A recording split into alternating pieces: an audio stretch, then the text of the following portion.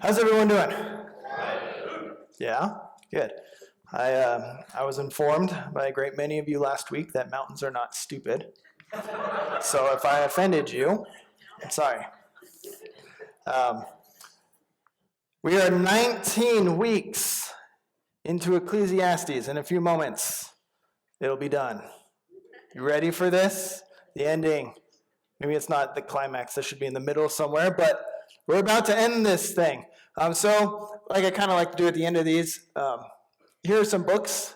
I read a lot of things and watched a lot of things and listened to a lot of things while we did this, but these are two books that really stood out. If this is something that you really liked and you're like, man, I'd like to go deeper into this, these are resources I'd recommend. I know that one has a lot of fire on the front of it, and it looks a lot scarier than it is. He should talk to his publisher. It wasn't a scary book, but it looks scary. But I'll just tell you it's not. But I like to just, so you can text line if this interests you, or it's on YouTube with the rest of them. Of course, all of the sermons, except for I think just maybe two are lost to time, are on YouTube. So again, you can catch up, you can listen again, fill in gaps, whatever. But we did it. And we've gone through this series for a purpose. This year, we've really been focusing on what does it look like to follow Jesus in a non-Jesus following world, right? Following Jesus can make us feel different. Maybe make us feel like outcasts. Maybe make us feel like we don't fit in. Like it's more difficult to have conversations with other people. Or maybe that it's not right, or who knows. There's just all sorts of things that can come attached to I'm trying to follow Jesus in this world. And we've been walking through books of the Bible that help us navigate that. That's why we went through Daniel. That's why we went through 1 Peter, and that's why we went through Ecclesiastes. And Ecclesiastes has really been quite different than the other ones, because in 1 Peter and Daniel, you see characters who are really showing us the story of what it looks like, or at least look like for them, to navigate their situations. Where Ecclesiastes is a little different. We don't really see a character and their story. Instead, we see someone telling them about what's been going on in their head, right? And the big questions that they have about God, the questions that they have about life, right? And ultimately, these questions are to help us ask those same questions and get answers that are healthy and that help us navigate and get through to some answers. And I think we did that. Right? Have we learned something with this series? Right? I know the questions here aren't exactly always the easiest questions to ask in life, but God doesn't necessarily promise us easy answers. And the reason we do what we do and just go through books of the Bible is because at the end of the day, we believe that the Bible informs what we believe and do. It really is from God. We don't, as a church, want to just be deciding, well, this is what we talk about. Like we talk about what the Bible talks about, we talk about what God talks about, and we trust that He can navigate us in good and healthy places. And so today, we're going to end, and we're going to break this last section up into two pieces and really just hit the nail on the head and ask the question. We just read the book of Ecclesiastes. So what? So, let's start in verse 9. Not only was the teacher wise, but he also imparted knowledge to the people. He pondered and searched out and set in order many proverbs. The teacher searched to find just the right words, and what he wrote was upright and true. And so it's telling us everything we've just read wasn't random, even if it felt random at times, right? This was put together carefully, and it was put together in such a way to do just what it was supposed to do. The words of the wise are like goads. They're collected sayings like firmly embedded nails given by one shepherd. Be warned, my son, of anything in addition to them. Of making many books there is no end, and much study wearies the body. It's an interesting thing to say after one of the most abstract, intellectually dense books of the Bible. Don't spend all your time reading too much books. It's just going to wear you out. It's just going to make life more difficult. Does this guy have any idea what he's done to this church for the last 19 weeks? Why would he say that? Goes to what he's saying about a shepherd using a goad. It's an instrument used to help herd cattle or livestock or whatever they're doing. What he's trying to say is everything that's been written here, everything we've gone through, he didn't put it there so that we just have more to write about or more to think about.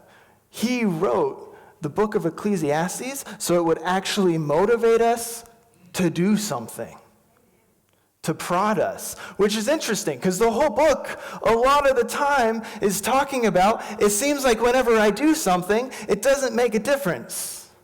It doesn't matter, right? That's the very, very beginning of this book, is I looked out at the world and it just doesn't seem to change.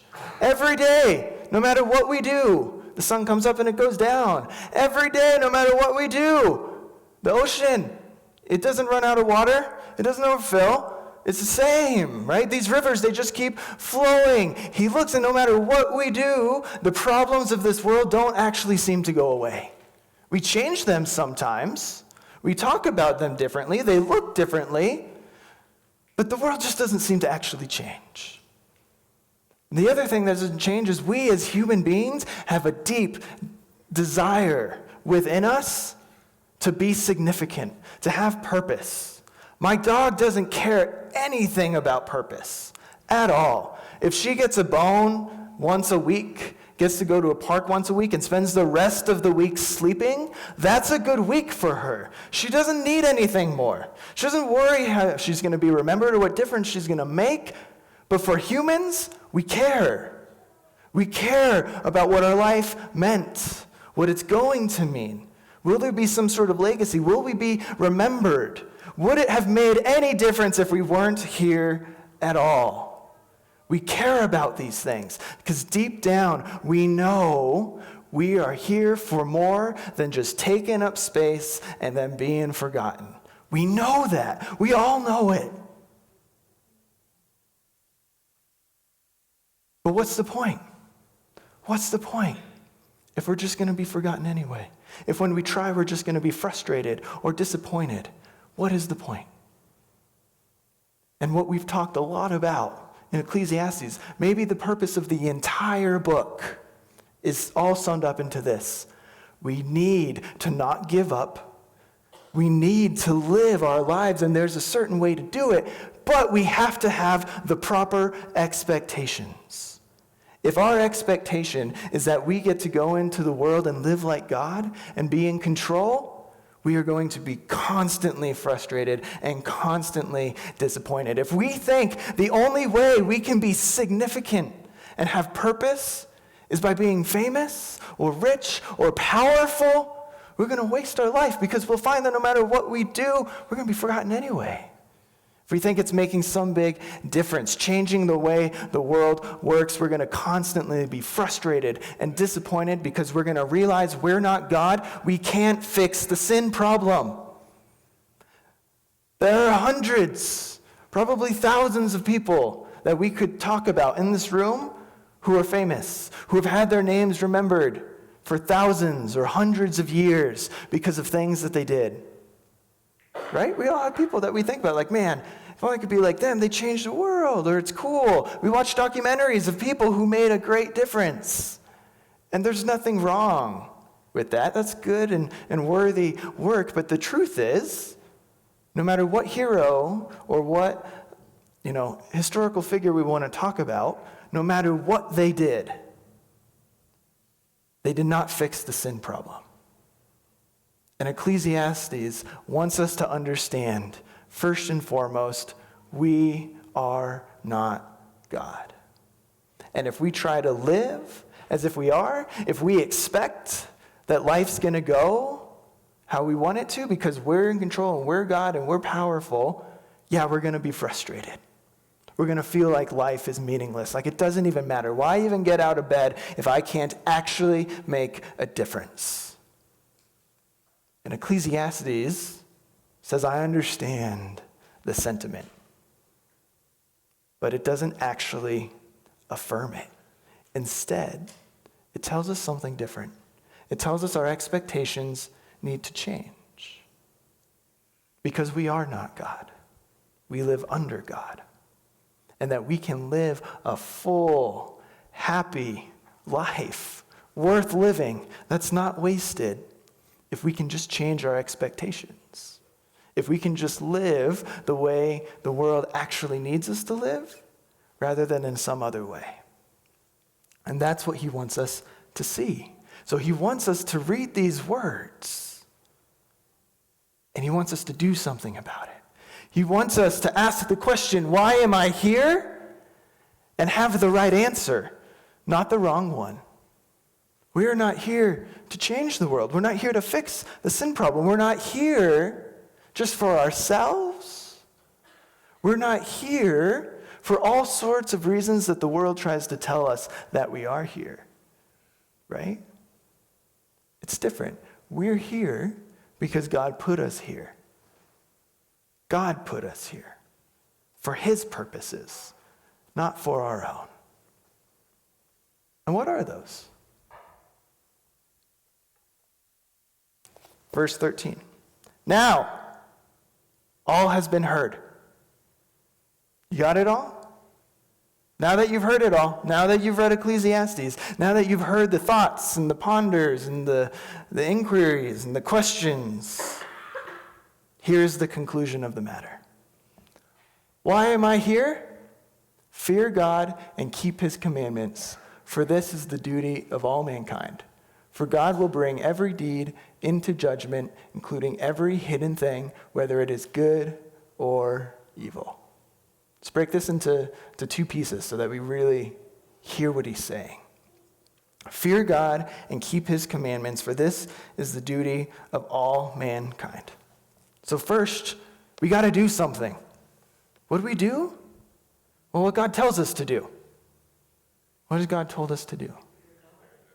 Fear God. What does that mean? Yeah.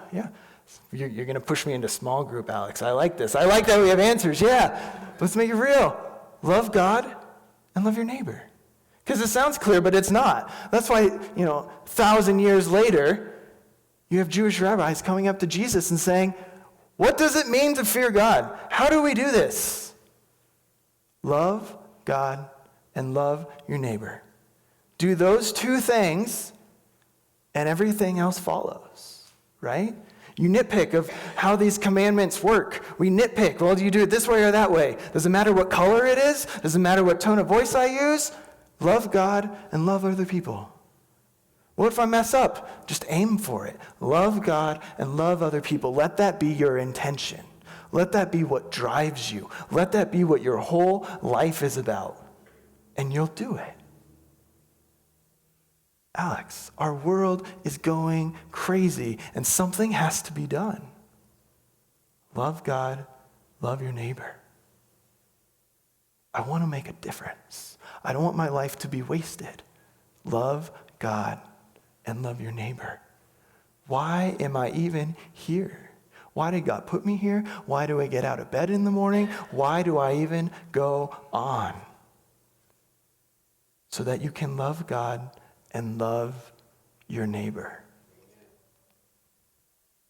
For God will bring every deed into judgment, including every hidden thing, whether it is good or evil. This is a scary one, right? This is a scary one. We don't usually talk about those verses, right? Yeah, because just fear God, because he's going to judge you. How often do we talk about that in church? How often do we bring that up in the workplace? Do we bring that up on Thanksgiving dinner? Everyone, let's not talk politics. Just fear God, because he's going to judge us, all of us. Great conversation, huh? This isn't meant to be scary necessarily, but it's supposed to actually ease the tension within us. Love God and love your neighbor. But there's so many problems. There's so much more that humans could do. I want to make a difference, and if I just love God and I just love my neighbor, I don't know that that's enough. Why? Because it won't fix the sin problem?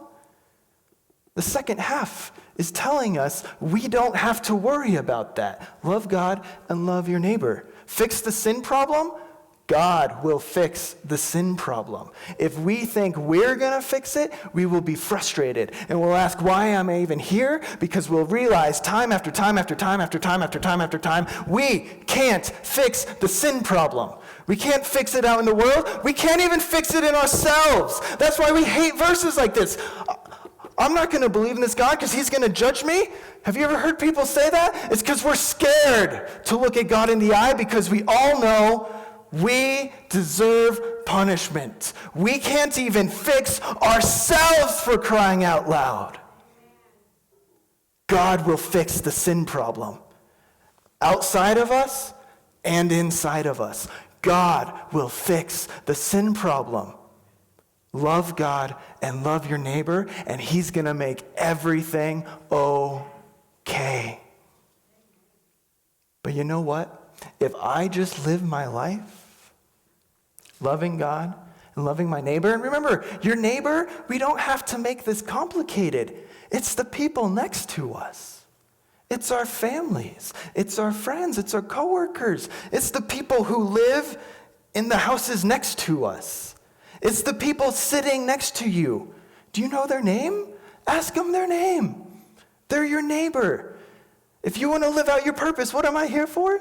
You have to love them too.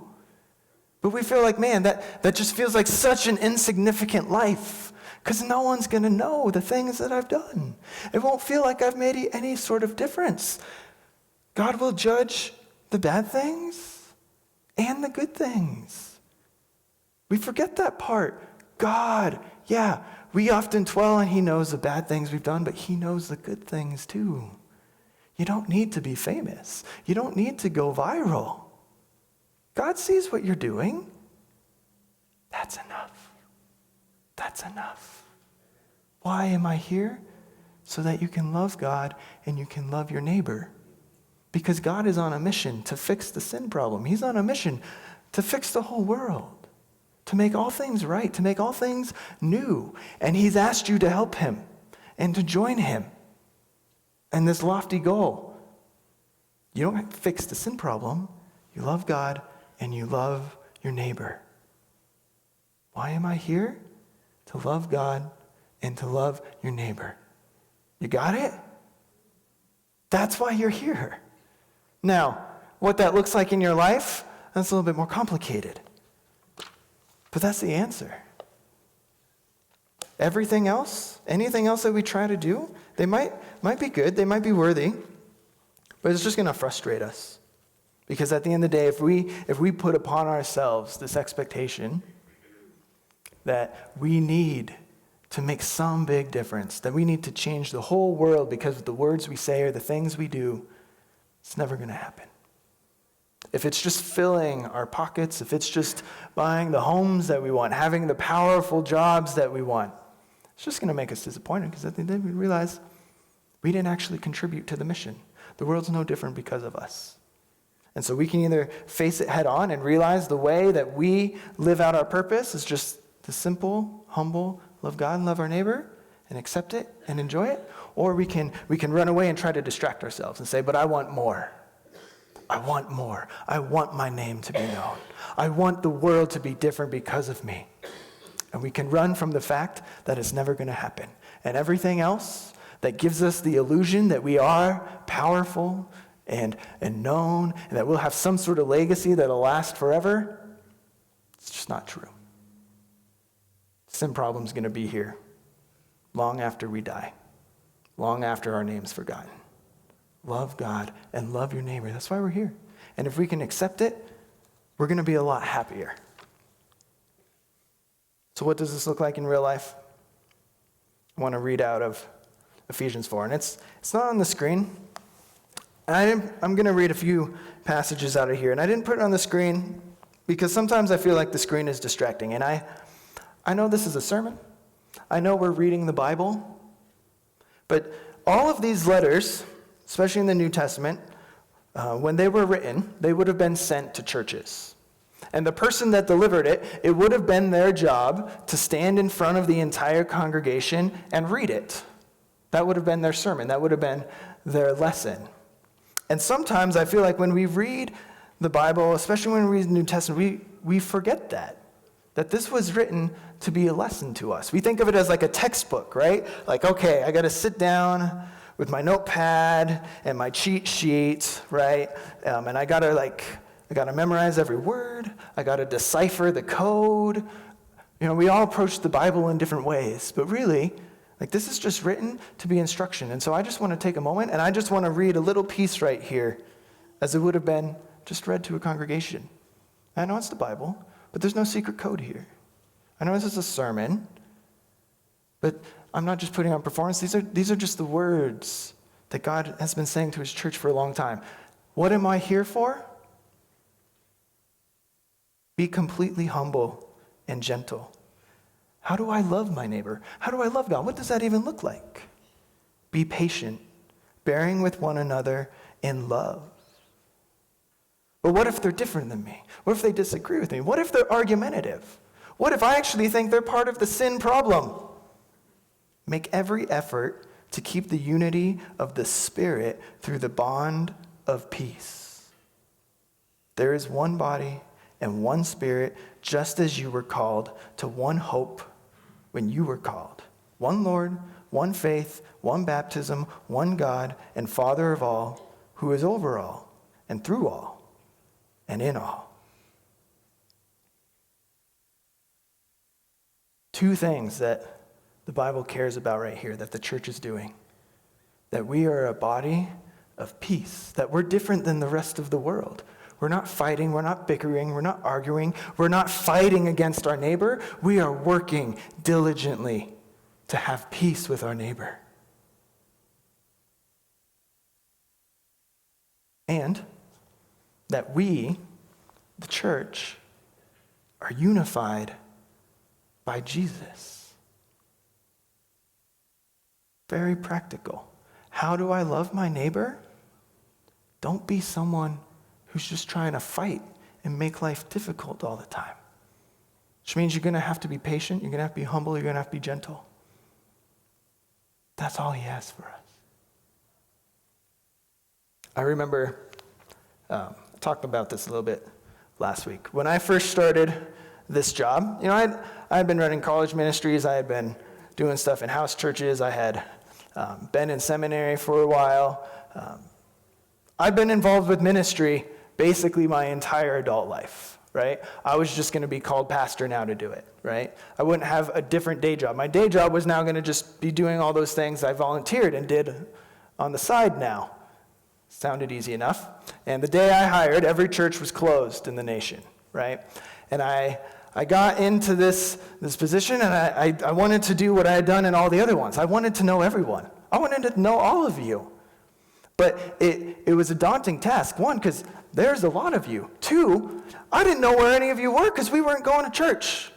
But I had this constant pressure on my shoulders. I've got to be meeting more and more of the congregation, this imaginary congregation that I don't even know about because I don't even see them, right? Some of you I got to know very early because we had to do things here at the building. There's still work to be done. But for the most part, I didn't meet any of you until months after I had been working here, right? But I still had this constant burden that I rested on my shoulders that I gotta be doing more. I gotta be doing more. I've made some connections with some people, but I could do better. I can get even closer. And I can start getting in more and more and more people and have really close connections with them too. And the truth is, I just started to get crushed under this weight because humans just aren't built to know everyone and be super close with everyone, especially when they're not with each other in person.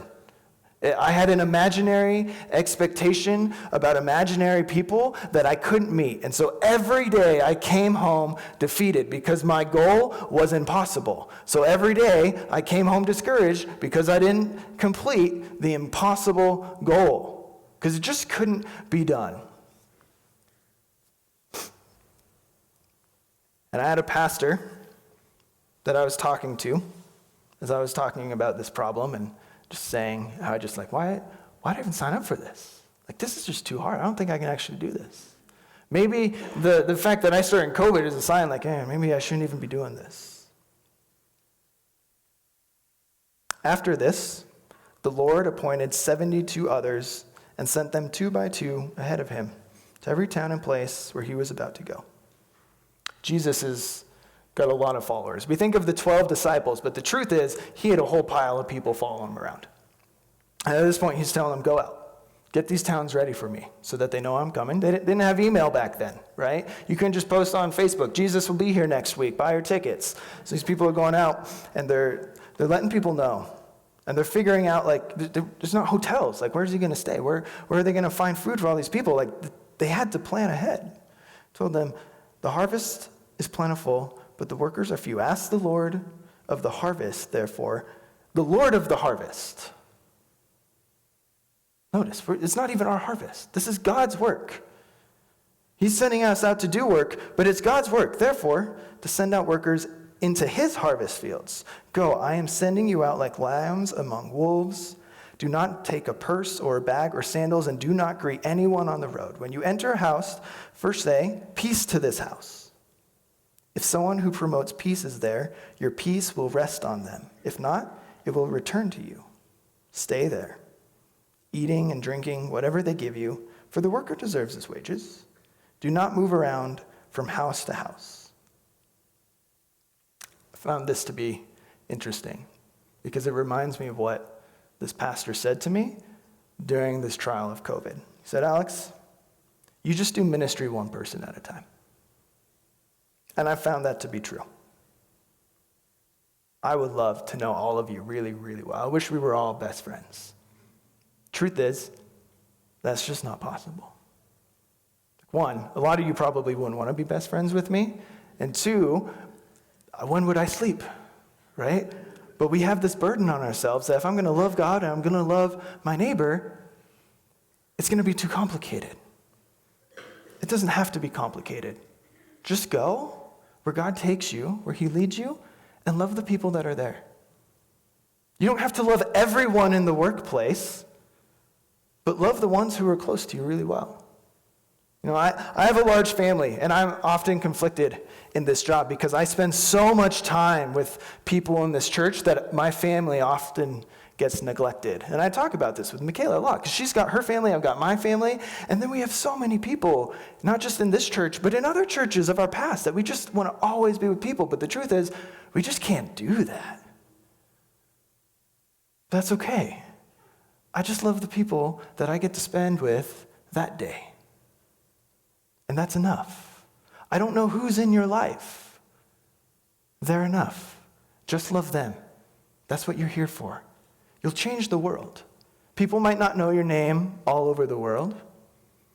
You may not be remembered for what you did for centuries, but God knows that you loved him and you loved your neighbor, and you participated in his mission to save the whole world. Don't make it more complicated than it needs to be. Who's in your life?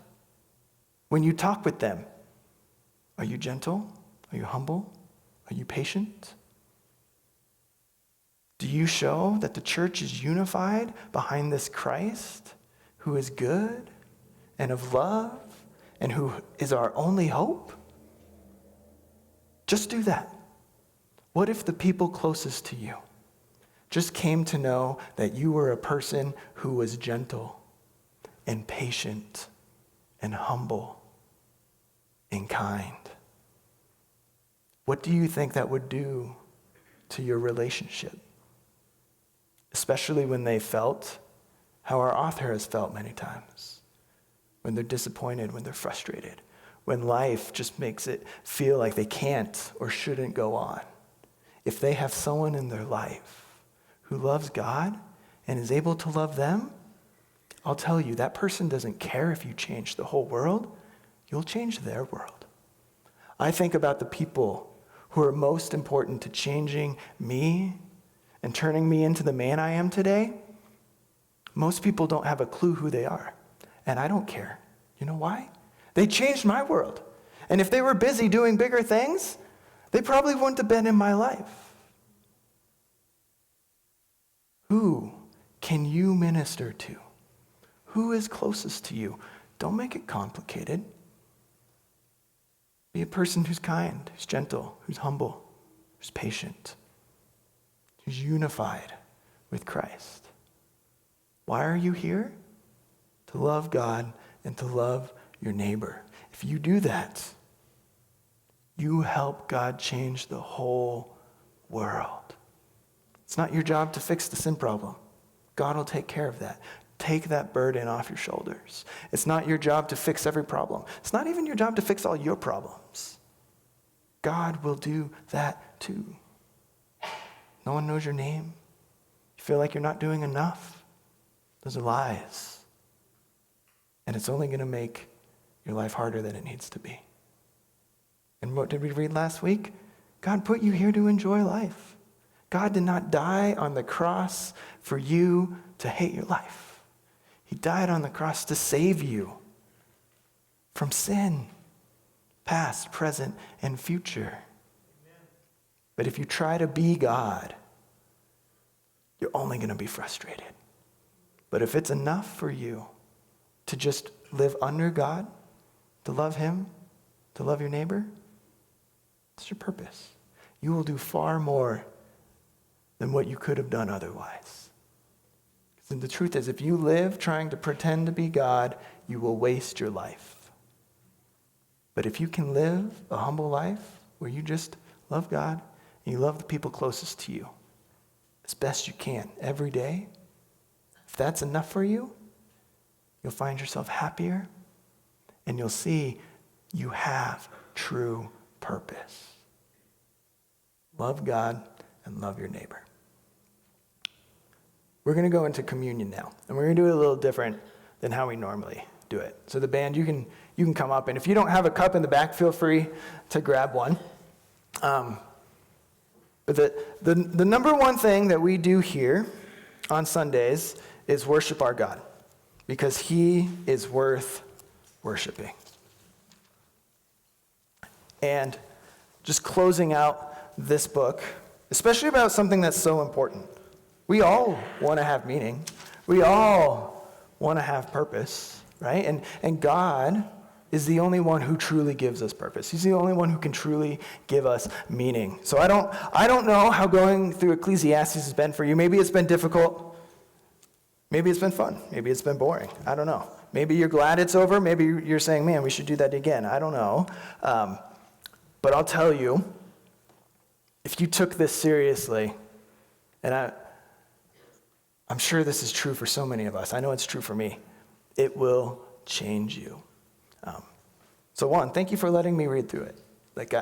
To do what I do on stage takes hours during my week. And what I get to share with you is only a fraction of what I'm able to gain throughout the week. And it is a great privilege, and I'm so spoiled to get to do what I do for a living. So thank you for supporting me and letting me share with you what I've done. But I know it's changed my life, and I hope it's changed yours.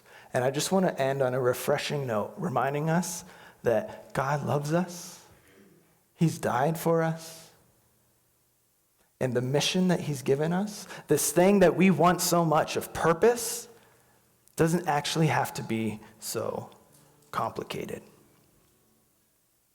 And so we're going to take communion together here at the end.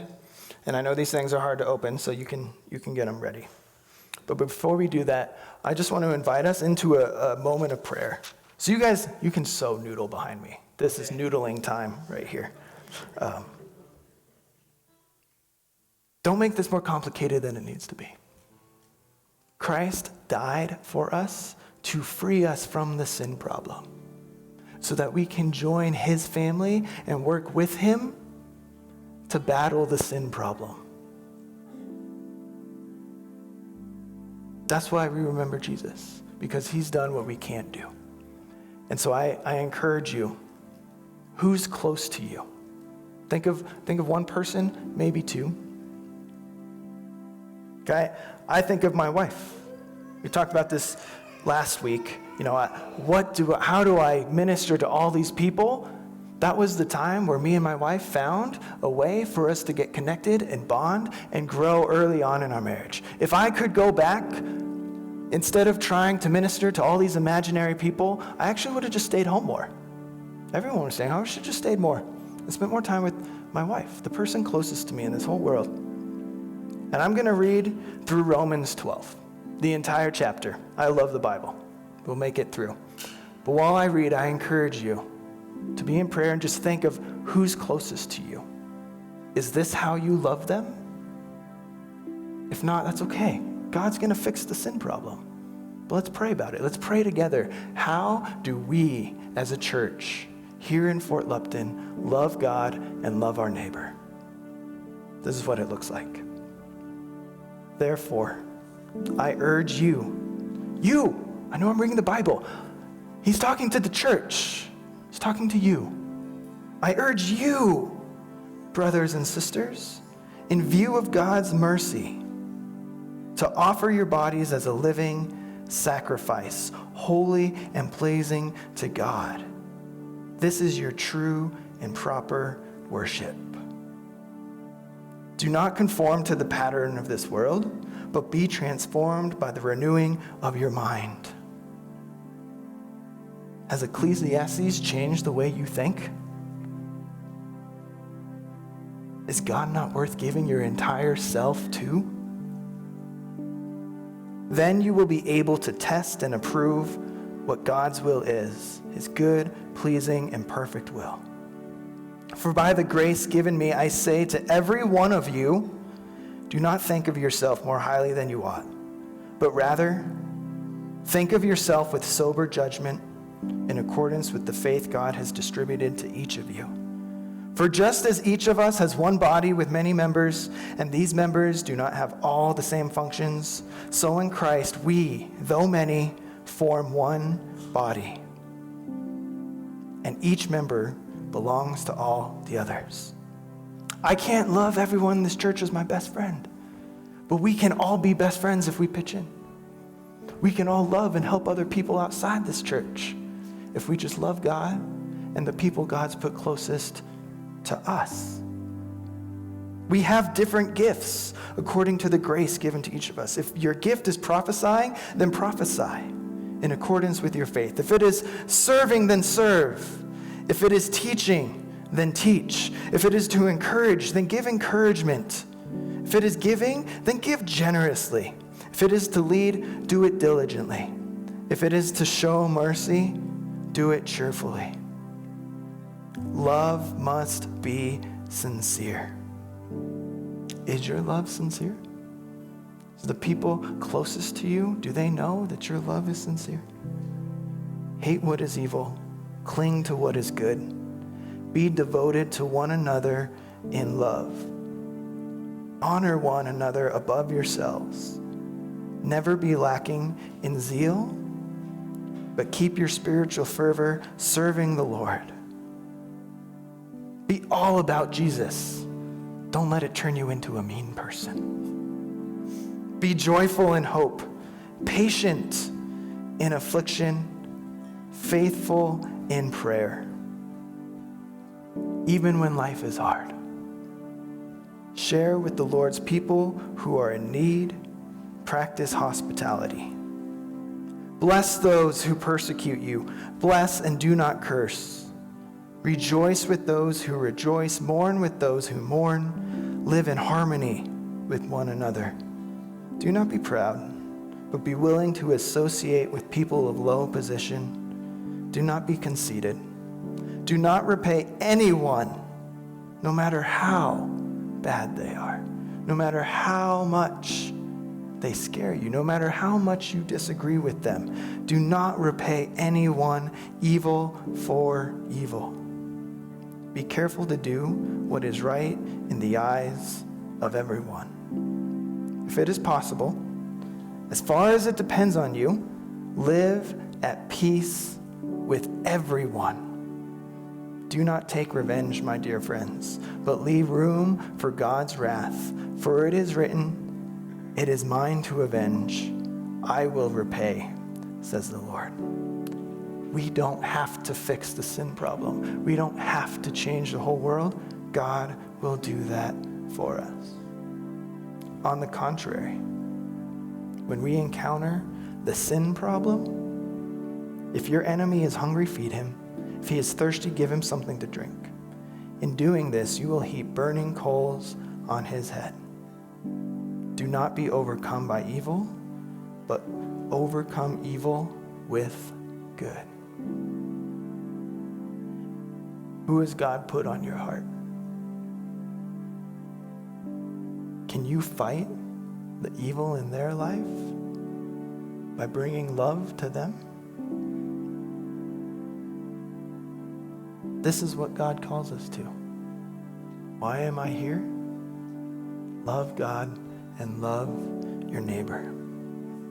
And Jesus took this so seriously that he came because he loved the Father so much that he made us his neighbor. And as he fought to rescue us from the sin problem, it killed him. Will you take and eat with me as we remember our God who died for us?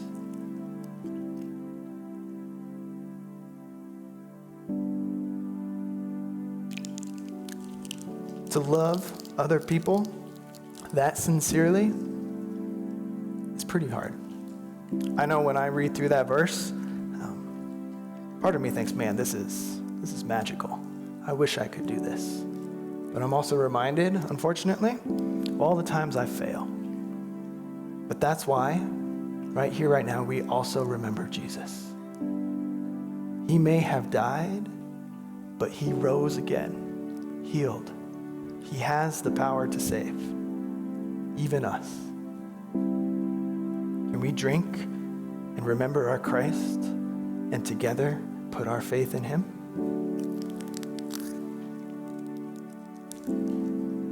Dear God, we thank you for these words of wisdom that even now, thousands of years later, are just as helpful today as they were when they were written.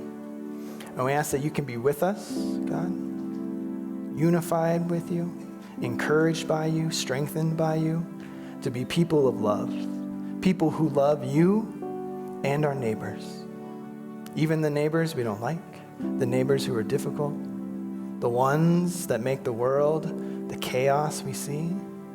Help us to be people that brings change by bringing love, not by elevating ourselves, not by getting what we want, forcing our power and our status over other people, God, but rather by submitting to you and just simply loving all people as your children, loving our neighbors as you love them.